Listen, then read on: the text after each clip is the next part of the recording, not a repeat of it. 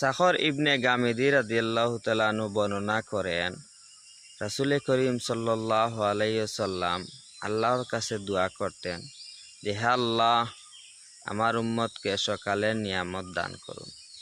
সুতরাং সকালের নিয়ামত হচ্ছে আমাদের জন্য সবচেয়ে বড় একটা নিয়ামত। এই জন্য সকাল সকাল ঘুম থেকে উঠবেন, ফজরের নামাজ পড়ে আল্লাহর কাছে দোয়া করবেন, তিলাওয়াত করবেন।